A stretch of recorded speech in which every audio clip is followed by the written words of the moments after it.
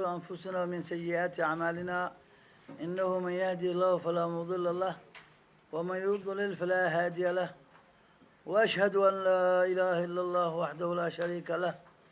وأشهد أن محمدا عبده ورسوله. قال الله تعالى: يا أيها الذين آمنوا اتقوا الله حق تقاته ولا تموتن إلا وأنتم مسلمون. قال الرسول صلى الله عليه وسلم: من كان يؤمن بالله واليوم الآخر فليقل خيرا أو ليصمت، أو كما قال الرسول صلى الله عليه وسلم. بعد ومسافر الإسلام ومستعين إن وعدي الكان كشيء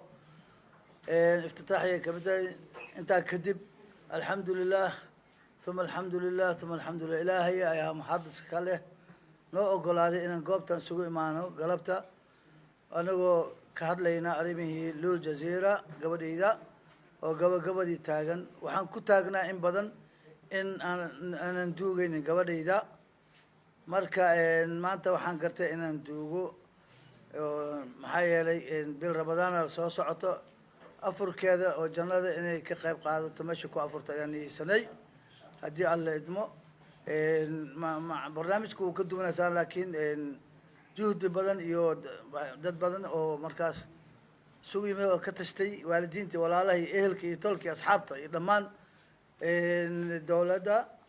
in la duugo gabadha sidii aan ku duugayna gabadheen insha Allah arrimaheedana dadkii ka soo qayb qaatay aan mahad celin halkan ugu jeedinayaa awalan Allah subhanahu wa ta'ala thumma dadkii isku xilqaamay dawladda ay ka mid tahay dawladda Soomaaliya gaar ahaan madaxda sare oo weyn madaxweyne Xasan Sheekh Maxamuud thumma madaali gudoomiye madaali oo ilmihii agoonta gurigooda ku soo booqday oo la ilaawi kareynin weliba yabo sameeyay barakallahu fiik ayaan leeyahay. waxaa ku xilaamihii amniga hoosh ay qabteen oo iyagii wiilkii ay keeneen. waxaan ku doodaynay sidii nabadoonka uu sheegay in wiilka la soo qabto waa la soo qabtay hanalada maxkamadeyn dhahno waa nalada maxkamadeey marka cadaaladii aan sugaynay maanta qayb ka mid ah oo xukunka waan helnay tanfiidkana waa sugaynay insha Allah waqtiga uu noqdo. بارك الله فيكم مركا وحوم هاد علينا ما هاد كلا أورك هواينك قبله مركز سحل قامي أنت لول الجزيرة مرنا بلم إلهي دون قبلها إلهي هبركيو وزارة عافماتك تسجيلاتك استالك دكفير وهذا أردكان لو يقانو طبعا وحلا سوكو كرمان ما هاد انتاس إلهي ما حضله إلهي أجر كل السنة إن شاء الله إن أجر إلا على الله هو وهي وحش لنا قاته ملا وإحنا نقول بين ملا الله بركيه دوقتان كان كل نبضون دي صلاتين تيو علماء دي كهذا لين يقدمي معناته جمعة هواي جزيرة الوجودة واتي هرلا شيء رمان ور بدن وحمد ترى ورتي الله هذا ورجع له كاني دول كان الوجودة حتى ولا رجع لهذا المحسن ولا إهل أديرنا أيا دول نسيي أو خصوصيات بارك الله فيكم قبل ماشان كدوجينا وسوتنا سعي رمضان كا وافرت الجنة إن شاء الله وشهيد عليه الله أقبل شهيد مذا مرت كلا إن شاء الله وحن مهدوين وجاهدين هنا لما وريالك لما ميديها أنت كيف قاتل وحن كل ما تجدين لما شعب وينها جذاي دبدا جالي إذا دبدا جرا لما دد بدنا وحشوتها كله يجرو وهلا معنا صادق سعودي بتي يقول لورسن إسحاق قامي جزاكم الله خيرا على قراد مدي قراد كي أتكو كنت الله يدين جاد عيان لين هاي ما دا وهلا وبدينهن لما كي أن حسن كي أن حسن با وما سنتي لما محل يجت عيان لين إن شاء الله جزاكم الله خيرا وبالله التوفيق والسلام عليكم ورحمة الله وبركاته. لله رب العالمين الحمد لله الذي بنعمته تتم الصالحات والصلاة والسلام على رسول الله وعلى آله وصحبه أجمعين ما بعد marka hore dhammaan ummadda Soomaaliyeed waxaan leenahay assalaamu calaykum waraxmatullaahi wabarakaatuhu. maalmaha waa kala duwan yihiin maalmo waxaana soo martay aad u murugo badan oo aan cabanaynay oon ku dhawaaqaynay qayladhaan iyo cabasho aan ahayn. alxamdulillaah ilaaha mahad iska leh cabashadeeni iyo maxaa la yidhahdaa dadaalkeennii wax weyn ayaa ka qabsoomay marka hore waxaan u mahad celinaynaa guud ahaan ummadda soomaaliyeed marka labaad dowladda soomaaliyeed dhammaantood oo ugu horeeya madaxweynaha ummadda golayaasha dowladda kulli waa u mahad celinaynaa golaha fulinta iyo golaha baarlamaanka iyo golaha garsoorka dhammaan waxaan leenahay waa mahadsantihiin jazaakum allahu khayran waxaan hadda ka hor ku cabannay in qofkii dhibaatada geystay la soo qabto gabadhii luul cabdicasiis qofkii dilay waxaan dhahnay ma joogay hala soo qabto dowladdii arrinkii way ajiibtay way soo qabteen laamihii amniga iyo dowladdoo dhan waa isku xil saareen waana la soo qabtay waxaan mar labaad ku cabannay in garsoorka la geeyo alxamdulilah iyadina waa hirgashay maanta waxaan goobjoog u ahayn garsoorkii oo hawshiisii qabsaday oo maxaa la yidhaahdaa xukunkii iyo cadaaladii soo saaray marka waa u mahad celinaynaa dhammaantood garsoorka guud ahaan gaar ahaan xeer ilaaliyaha oo si gaar ah isaga xil saaray in codkeennii iyo dacwadeennii ay iyaga noogu hadlaan marka waxaan leenahay dhammaantood jazaakum allahu khayran waxaan kaloon u mahad celinaynaa wasaaradda caafimaadka iyo isbitaalka ordogan oo runtii si fiican uga qayb qaatay hawsha gabadha luul cabdicasiis intaas marka waa mahad celintii dhammaan intii ka qayb qaadatay hawshan oo wanaag ka sameeyey aad iyo aad ayaan ugu mahad celinaynaa intaas kadib iclaamkii iyo ogeysiintii odayaashii horaa bixiyey waxaan isku raacsannahay kadib markaan ka shuuraynay gabadha luul cabdicasiis in la aaso maalinka jimcaha haddii ilaah yidhaahdo subaxii 8 subaxnimo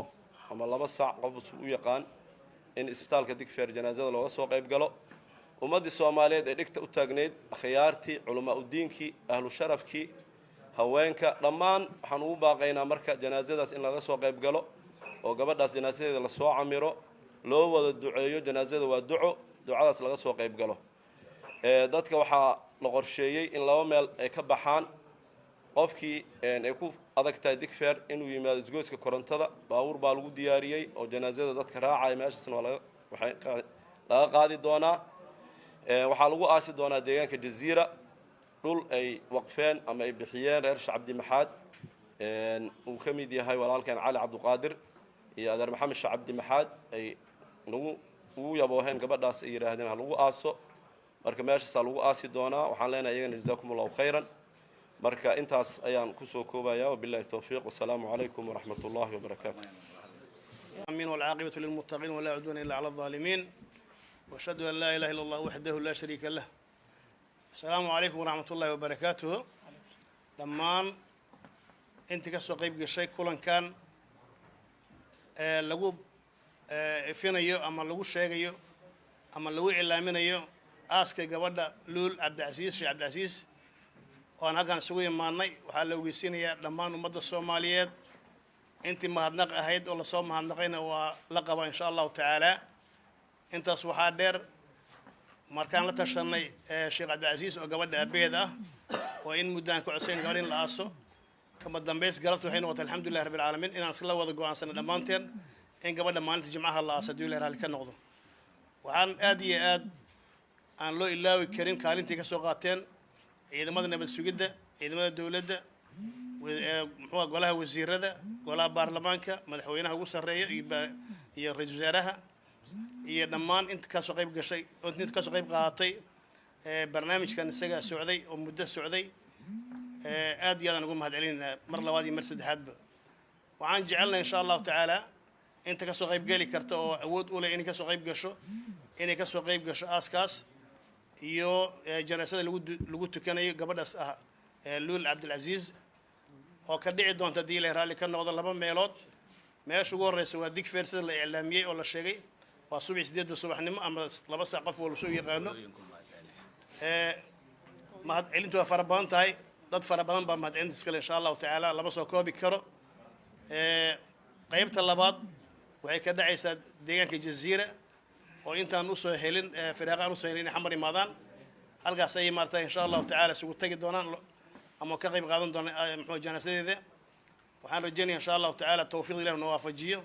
talada Ilaahay noo waafajiyo intii dhibata allah u naxariisto dhammaantood inta nool allah u naxariisto cadaaladda ha sarrayso ilaahay idankiis ummadda soomaaliyeed dhammaan waxaan u sheegayaa barnaamijkan isaga inaan la siyaasadayn inaan la qabiilayn qof baa dembi galay dembigaas waxaa ku oogay dadka iska lahaya ku oogay waxaa ka qabtay dowladda ka qabatay maxkamad baa la saaray maxkamaddii baa fulisay amarkii marka inaan la qabiilayn inaan la siyaasadayn aadan u rajaynaya insha allahu tacaala asalaamu calaykum waraxmatullahi wabarakaatu waxaan rajaynaynay inaan cadaalad keeno maxkamadda waana ka helnay mahadaas ilaaha iskale dowladda federaalka iyo kulli iyo maxkamadaha waa u mahadcelinaynaa mahadcelin kadib waxaan rabnaa go-aankii maanta soo baxay annagoo ka amar qaadayno in jimcaha soo socdo oo taariikhda ay ku beegan tahay 8 bisha 3 2024 in Luul Cabdicaziis aan duugno aan ku aasno deegaanka Jaziira saacadda marka ay tahayna labada subaxnimo la isugu yimaado isbitaalka halkaasoo ay ka dhacayso janaasada Luul kadibna loo galbin doono deegaanka Jaziira oo lagu aasi doono Luul marka intaas ayaan rabnay in aan ummadda Soomaaliyeed u sheegno dowladda federaalka u sheegno dhammaanna waan ugu mahadcelinaynaa doorka ay ka qaadeen arrinta Luul Cabdicaziis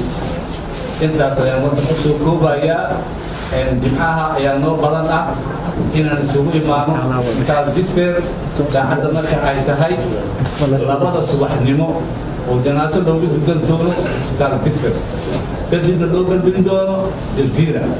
hadduu ilaahay ku arrintaas rabay inaan iclaamino imaan celintaas wabillahi tawfiiq wa sallallahu ala sayyidina Muhammad